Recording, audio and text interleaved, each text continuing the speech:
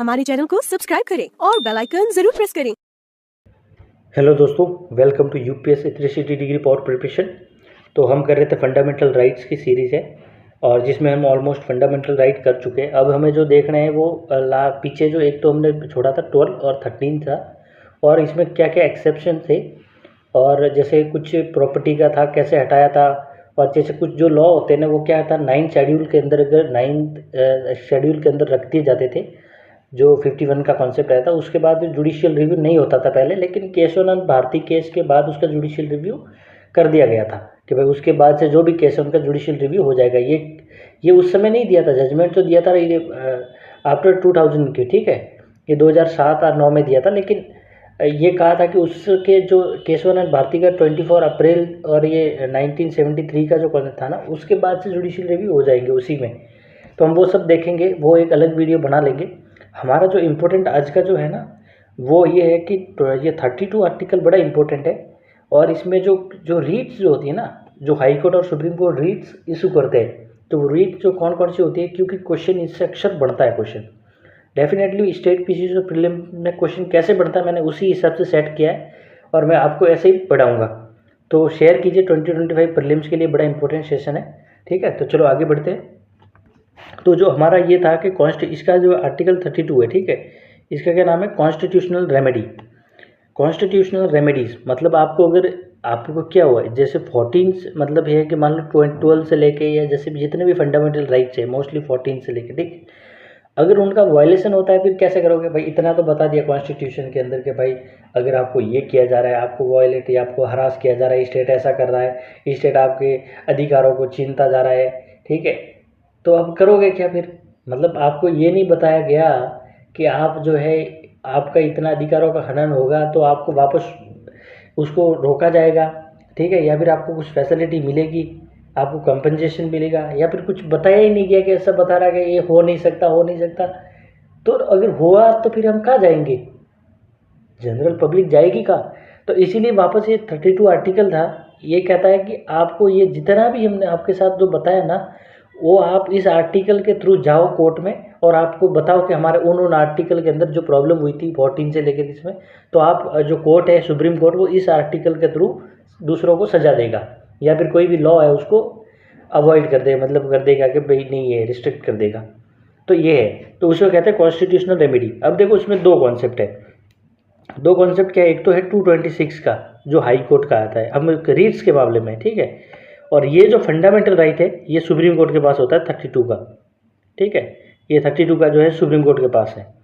अब इसमें देखना ये है कि पहले तो हम इस आर्टिकल को पढ़ लेते हैं, फिर पढ़ेंगे कि रीट्स का क्या इंपोर्टेंट ये है। तो ये कॉन्स्टिट्यूशनल फ्रेमवर्क जो है ना, ये इन्फोर्स करता है फंडामेंटल राइट को, इन्फोर्स द फंडामेंटल राइट, ठीक है, protect it self fundamental right. और ये ध्यान रखना है कि it is it self fundamental right, ये खुद के अंदर फंडामेंटल राइट है और इन्फोर्स करता है फंडामेंटल राइट को और प्रोटेक्ट करता है। डॉक्टर अंबेडकर जी ने क्या कहा था, अंबेडकर जी ने कहा था इस आर्टिकल को, ये कभी कभी क्या होता है ये पूछ लेता है स्टेटमेंट गई, तो heart and the soul of the constitution. हम अक्सर पढ़ते आए कि जो हमारी सोल क्या है, किसी पहले स्कूलों में बच्चों से पूछते हैं कि संविधान की आत्मा किसे कहा जाता है, कि संविधान की आत्मा बाबा साहब को कहा जाता है। अरे संविधान की आत्मा बाबा साहब नहीं है, बाबा साहब ने क्या कहा था वो इम्पोर्टेंट है। बाबा साहब ने ये कहा था, भीमराव अम्बेडकर जी ने कहा था कि the heart and soul of the constitution, इस आर्टिकल को कहा था कि ये नहीं होगा तो फिर दूसरों का मतलब ही नहीं है, इसीलिए तो इसको कहा था सोल ऑफ द कॉन्स्टिट्यूशन, ठीक है। तो the heart and soul of constitution ये आप याद रखना। सुप्रीम कोर्ट रीट इशू करेगा आर्टिकल 32 के to enforcement of the fundamental right. Concept of writ जो है वो कहाँ से लिया गया ये ध्यान रखना है। अब हम रीट पढ़ेंगे, तो रीट का जो कॉन्सेप्ट है ना वो लिया गया है यूके से। कॉन्सेप्ट कहाँ से लिया गया है, कॉन्सेप्ट लिया गया यूके से, ठीक है, और रीट इशू करेगा 32 के अंदर सुप्रीम कोर्ट। ये ध्यान रखने की बात थी। अब आते हैं हम अपने मेन चीज़ पे। मेन चीज़ क्या है, मेन चीज़ ये है कि ये जो रीट्स है ना ये कितनी इंपॉर्टेंट है और क्या है। पहले मैं आपको ये बता दूं कि देखो दो टाइप की रीट्स है। एक रहती है 226 के अंदर, जो कौन करता है, हाई कोर्ट करता है। ये क्या फंडामेंटल राइट 32 के अंदर जो कौन करता है, सुप्रीम कोर्ट। अब इसमें मज़ेदार बात ये है कि रीट जो होती है ना उसके मामले में हाई कोर्ट के पास ज़्यादा पावर है। क्यों कि 226 है फंडामेंटल राइट के लिए नहीं, ये फंडामेंटल राइट के मामलों के लिए तो कर ही सकता है, उसके अलावा किसी दूसरे मामलों को भी, जो भी जुडिशियल या कोई भी पब्लिक मामला है, उसके लिए भी ये रीट इशू कर सकता है कौन? High court. और हाई कोर्ट, जबकि सुप्रीम कोर्ट क्या है? सुप्रीम कोर्ट सिर्फ फंडामेंटल राइट्स के लिए ही रीट इशू कर सकता है, रीट इशू कर सकता है, दूसरे मामलों के लिए नहीं। अब हम पढ़ते हैं रीट। रीट्स जो है पढ़ते हैं क्या है। टोटल 5 टाइप की रीट्स होती है। कितने टाइप की होती है? 5 टाइप की, ठीक है। तो पहली जो है वो है हेबिस कॉर्पस। हेबिस कॉर्पस का क्या मतलब है? हेबिस कॉर्पस ये क्या है?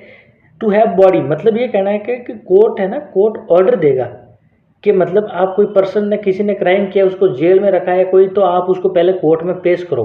किसी भी डॉक्यूमेंट, मतलब कोई भी चीज़ है, ये कोई भी विक्टिम है, उसको आप कोर्ट के अंदर सामने लेके आओ, उसका ऑर्डर देता है, उसे कहता है हेबिस कॉर्पस, कि मतलब लेके आओ। Court to determine the legality of detention, फिर वो कोर्ट अगेंस्ट वो क्या करेगा? जब लेके आएंगे तो कोर्ट देखेगा कि भाई वो लीगली उसको पकड़ा गया था, उसको हरासमेंट तो नहीं हुआ है, ठीक है। ये जो है वो किसी भी पर्सन के अगेंस्ट किए जाते हैं। अभी इंपॉर्टेंट मैं चीज़ें बता रहा हूँ, जरूर ध्यान रखिएगा। दूसरा, हेबिस कॉर्पस का मतलब समझ में आया कि कोर्ट जो है वो ऑर्डर दे सकता है भले कि आप जो एक पर्सन है उसको हमारे सामने ले आओ, कोर्ट के सामने प्रेजेंट करो, मतलब टू हैव अ बॉडी, मतलब उसको लेके आओ, बॉडी मतलब लेके आओ। अब ध्यान रखने की बात है कि अगर कोर्ट लीगलिटी वगैरह उसकी देखता है तो ठीक है कि भाई हाँ इसको जेल में रखा जा सकता है, क्राइम किया, नहीं तो उसको छोड़ना पड़ेगा। दूसरा ये है ना, अगेंस्ट स्टेट के तो की जाए, स्टेट मतलब गवर्नमेंट्स के अगेंस्ट तो ये की जा सकती है, ठीक है। लेकिन ये साथ साथ प्राइवेट पर्सन के अगेंस्ट भी की जा सकती है। मान लो किसी पर्सन ने किसी को किडनैप करके रखा है या किसी की संपत्ति है कुछ भी, तो कोर्ट उसको कह सकता है कि भाई देख, तुम्हारे पास जो पर्सन है उसको तुरंत लेके आओ, नहीं तो तुम्हें हम सजा दोना देंगे। तो समझ में आया, ये स्टेट के अगेंस्ट तो है, ये प्राइवेट पर्सन के अगेंस्ट भी है। अब एक तीसरा कॉन्सेप्ट आता है, ये क्या होता है मैं आपको बताता हूँ, लोकस स्टैंडाई। ये क्या है? Locus स्टैंडाई does not apply. Locus स्टैंडाई जो होता है क्या है वो देख लें। लोकस स्टैंडाई जो होता है ना, उसका मतलब ये होता है कि आप कोर्ट में किस आधार पे जा रहे हो। मतलब मान लो कि एक पर्सन है, एक राम है और एक श्याम है।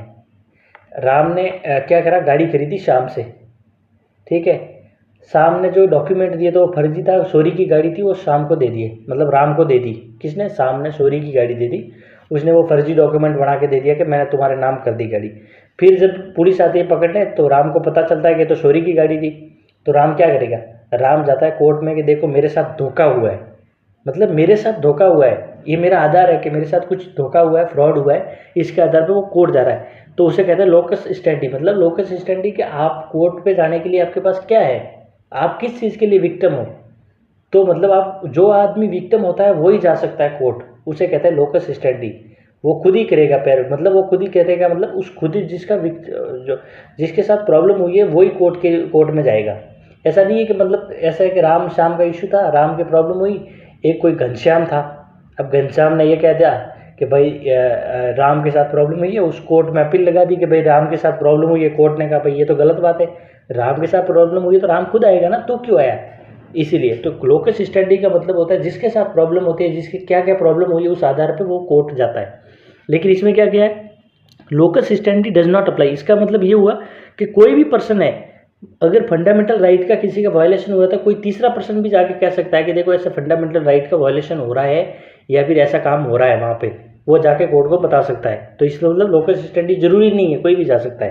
तो आपको आई होप कि हैबिस कॉर्पस जो है वो आपको समझ में आया होगा। अब बढ़ते हैं, दूसरी है वो है मैंडामस। मैंडामस का मतलब वी कमांड, मतलब कोर्ट जो कहते हैं वी कमांड, ये किसको पहली बार देते हैं, ये शब्द फिर देते हैं, मतलब डायरेक्ट ये किसी पब्लिक अथॉरिटी को, मतलब कुछ ये कहते हैं वी कमांड का मतलब समझा जाता है। वो कोर्ट कहते हैं कि हम आपको आदेश देते हैं कि आपको ये काम करना पड़ेगा, या फिर आप ये काम कर रहे हो वो ऐसे नहीं ऐसे करना पड़ेगा, वो काम करने के लिए कमांड देना। ये किसको देंगे? पब्लिक अथॉरिटी को, ठीक है। ये स्टैट्यूटरी नेचर में, जो कानून के अनुसार, अगर कोई पब्लिक अथॉरिटी कानून के अकॉर्डिंग काम नहीं कर रही है,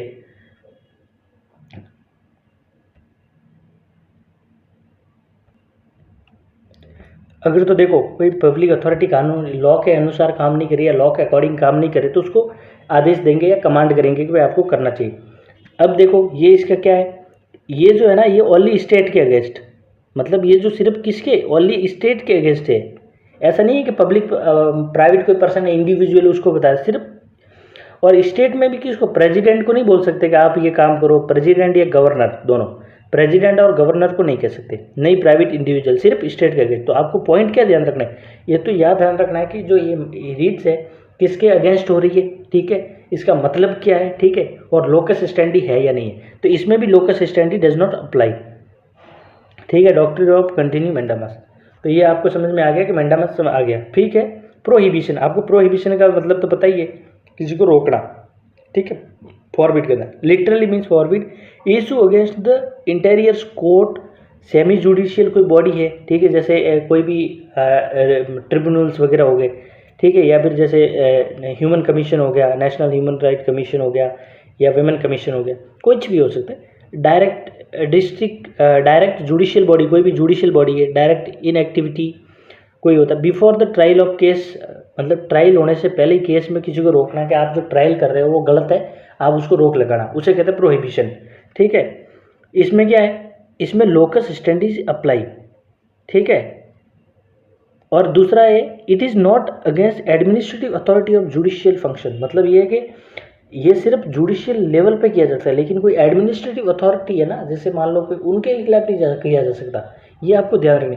दूसरा लोकस स्टैंडी अप्लाई है, मतलब जिसके कानून वायलेशन होता है वो जाके कोर्ट में सीधा कहेगा कि देखो ये मेरे खिलाफ ऐसा किया जा रहा है, ट्रायल किया जा रहा है, तो वो कोर्ट रोकेगा। अब आता है सर्शियरी।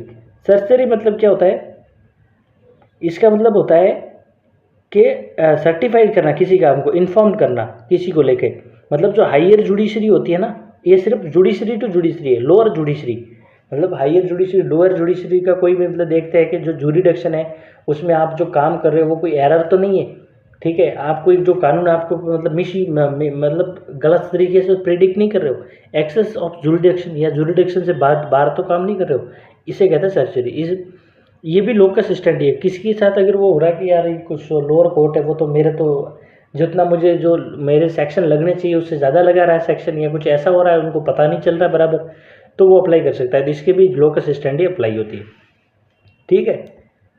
दूसरा एक है क्यो वारंटो।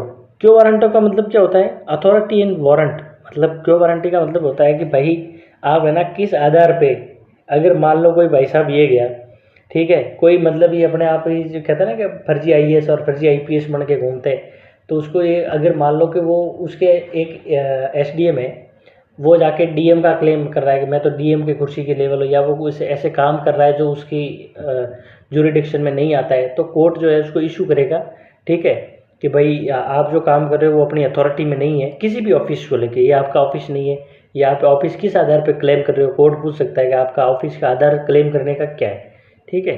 तो ये होता है quo warranto of locus standi does not apply. इसके मतलब है कि कोई भी ऐसे भी कर सकता है, मान लो कि एक ऐसा पर्सन है जो एरिया में फ्रॉड तरीके से काम कर रहा है, वो बता रहा है कि मैं एसडीएम हूँ या मैं डीएम हूँ, तो कोई तीसरा पर्सन जाके देखो हमें ये ऐसे किस आधार पे आप बता रहे, तो वो जाके कोर्ट जा सकता है, तो कोर्ट वापस इशू करेगा ऑर्डर उसको कि आप भाई किस आधार पे उस एरिया में जा रहे हो, ठीक है। तो इसीलिए इसमें लोकस स्टैंडी नहीं है को वारंट ऑफ पे।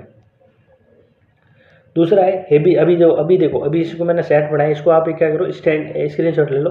हेबिस कॉर्पोरेट है, प्रेजेंट बॉडी, मतलब बॉडी लाना, ये वही बॉडी लाने का मतलब ये नहीं कोई लाश लाना, बॉडी मतलब उसको प्रेजेंट करना, बोल स्टेट और इंडिविजुअल दोनों के, यानी ये सिर्फ ओनली दोनों के खिलाफ किया जा सकता है, इंडिविजुअल, बाकी सब जो है ना स्टेट के, इंडिविजुअल के खिलाफ कोई नहीं है।